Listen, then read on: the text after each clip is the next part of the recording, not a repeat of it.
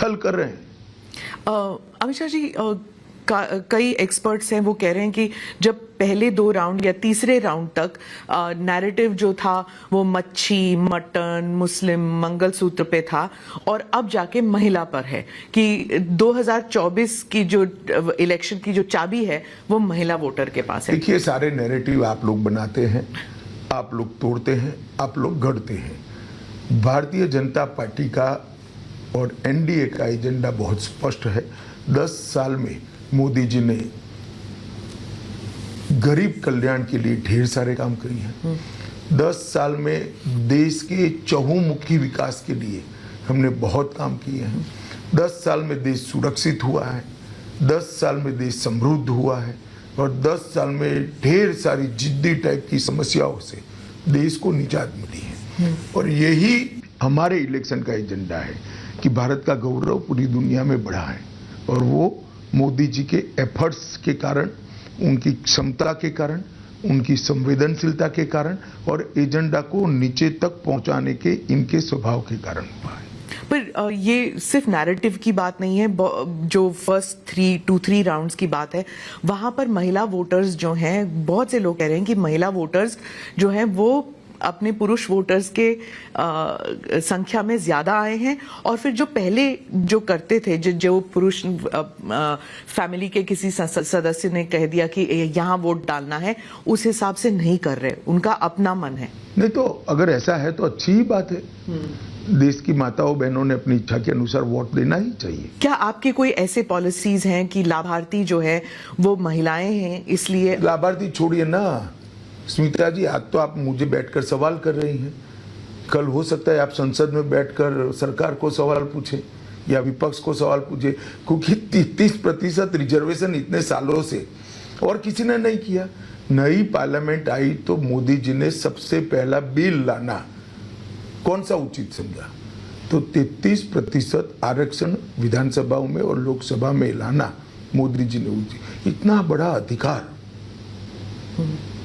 मोदी जी ने इतने सालों के बाद देने का काम किया। पर हम ये इंटरव्यू बंगाल में कर रहे हैं, यहीं पे संदेश खाली का इंसिडेंट हुआ था और यहाँ पे मुख्यमंत्री जो हैं वो महिलाएं हैं, उन्होंने कहा कि जो संदेश खाली का इंसिडेंट था वो बीजेपी का षड्यंत्र था, उनसे रचा गया ये खेल था।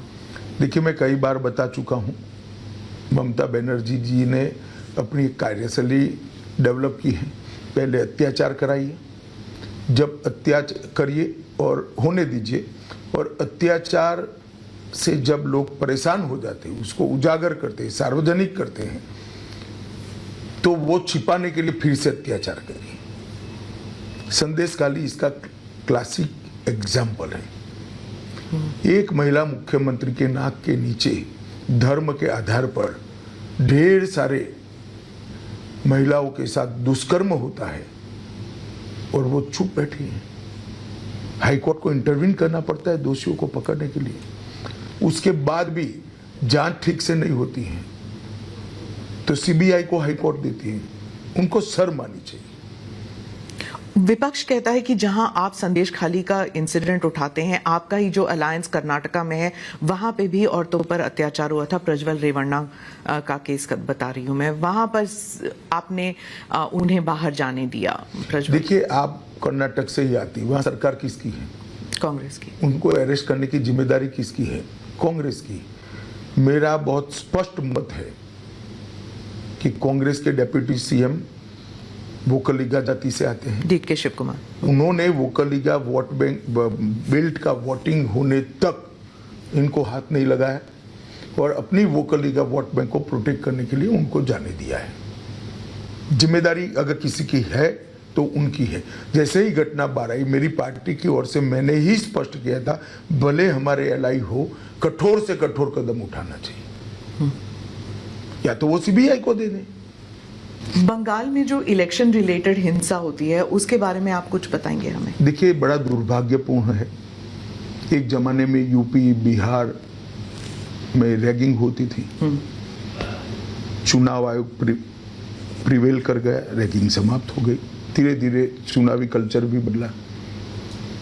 एक जमाने में आतंकवादी कश्मीर के अंदर वोटिंग ही नहीं होने देते थे, 2 दिन पहले वहां पर भी 35% वोटिंग हुई, एक रिकॉर्ड है।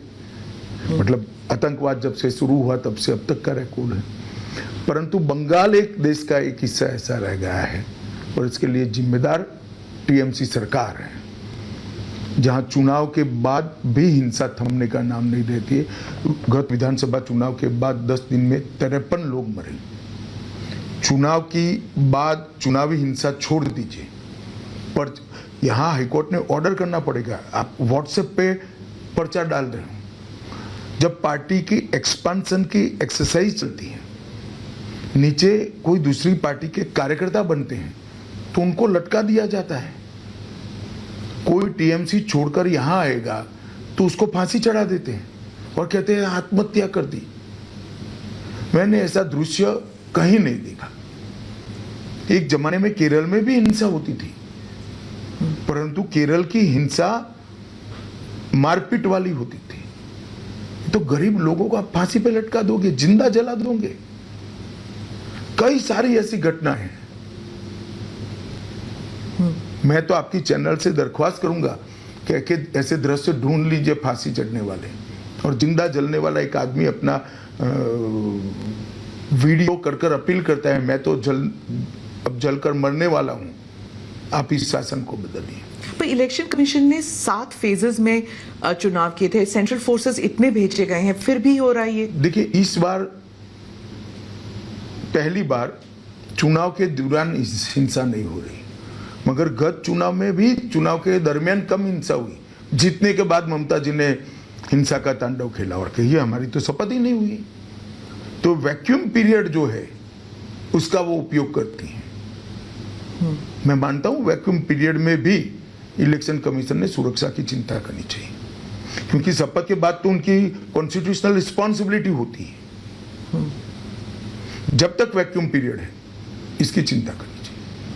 ममता बनर्जी जो हैं वो हर एक रैली में कहती हैं कि सीए का फॉर्म मत साइन कीजिए, आपको नागरिकता नहीं मिलेगी, और आप कहते हैं कि डरना नहीं चाहिए। सत्य देखिए, आज ही मैं आपको एडवांस में समाचार दे रहा हूं, दिल्ली में प्रथम 300 लोगों को नागरिकता मिलने जा रही है।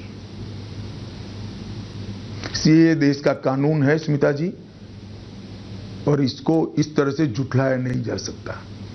जो हिंदू, सिख, बौद्ध, जैन, क्रिश्चियन भारत, पाकिस्तान, बांग्लादेश और अफगानिस्तान से आए, वो सारे लोग 2014 के पहले जो शरणार्थी बनकर आए, उनका अधिकार है, डॉक्यूमेंट हो न हो उनको नागरिकता मिलेगी।